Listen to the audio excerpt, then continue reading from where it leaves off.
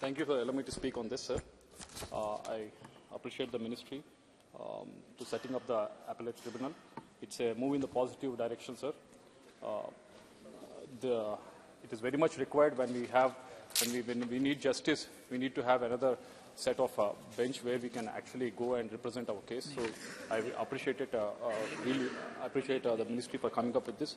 But there's one issue with this, sir, which is with regards to the age limit that has been prescribed for both the president and the members. And there's a provision in the bill wherein retired judges can actually be inducted. So my request from my party side is this should not be a place where, again, the retired judges will actually come and settle in this, sir. So it should not be a retirement home for them. So I hope ministry and the government will take care of this, sir. So coming to the GST, when I'm asked to speak on this, when I inquired with a lot of MSMEs, what is the issues that they're facing with the GST regime? We have done amazingly well. The GST, whatever we're getting from various states, have grown exponentially, and it has been dispersed to the state governments also very well. And it has helped a lot of MSMEs, mostly in the whichever are being moved from offline to online. They've done exceedingly well in the last 6 to 7 years, sir. But there are few issues that needs to be addressed, mainly with respect to the MSMEs that are actually working with the government, sir. Wherein most of the times when I inquired these MSMEs, how are you doing it? They're saying, yes, with the private players, when we are doing transactions with the B2B with the private players, yes, we are fine. Wherein one or two issues are there. But when we are doing the business to business with the governments or PSUs, central governments, state governments, that's where the major problem that most of them are facing, sir. With regards to the first problem they expressed was that they're not able to file the returns. When I inquired why you're not able to file the returns, the bill amount and the GST amount, in most of the cases, the PSUs or central government or state governments, even after they execute the contract, even after they do the work also, still they're not able to get these bill amounts and GST amounts. Because of this, they're not able to file the returns, sir. And because they are not able to file these returns, they're not able to pay the GST on time.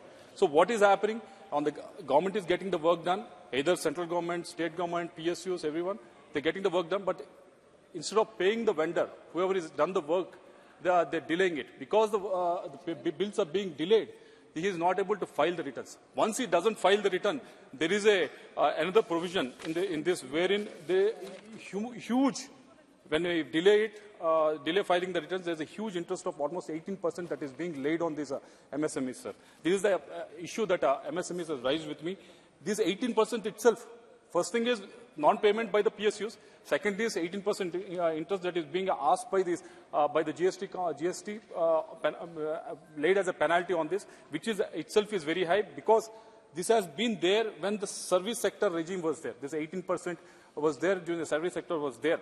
At that time, the PLR, from the banks, what we are getting, what the MSMEs were getting at that time was around 15%, 12% plus 3%. That's around 15%. At that time, you put it around 18%. But now, when you look at the PLR, which the MSMEs are getting from the banks, it's hovering around 10%, which government has done exceedingly well to bring it down. So it's making the MSMEs more competitive across the world. But still, the penalty is at 18%. So I request the ministry, if the penalty can be reduced, because it is not the doing of these MSMEs, it's the doing of the governments which are not paying them. Because of that, delays happening. Because of that, huge fines are being levied upon them. So if the ministry can look into it, and if there is a provision of decreasing it, sir, last 1 minute, sir. And also, with regards to when you're doing the business-to-business transactions, the main ask from the MSMEs is that we have issues with the cash flows. Why they have issues with the cash flows is they have to pay 18% of GST plus 10% TDS, and you return the 10% TDS after 1 year. So on the day he starts business, 20% or 28% is being paid to the government. So he has to wait for 1 year for this to be realized. So if this can be looked into, if the ministry can look into it and can come up with a solution, sir. And also, last 2 points, sir. There is we are talking about ease of doing business. Prime Minister is very gung-ho about it, sir. But there is number of slabs that are there, GST slabs that are there, almost to the number of 8 slabs that are there. When you look at countries like Singapore and other countries which are more progressive, there are only 2 slabs. So if ministry can look into it and bring it down, and also the maximum slab amount that is being levied upon is almost to the tune of 18 to 18%. So if that max slab amount can be reduced to 12% or 10%, which most of these progressive countries are doing, that would be great, sir. So if these can be, ministry can be looked into it, sir. And if this can be looked at in a positive way, MSMEs, which are employing lakhs and lakhs of people in this country, which we want them to be very competitive across the world, which we want them to export, and which for whom we have come up with PLI schemes and all those things. If everything has to work and MSMEs has to compete across the world, I think these issues need to be sorted out, sir. I hope a positive reply from the minister, sir. Thank you very much. Manya Mantriji.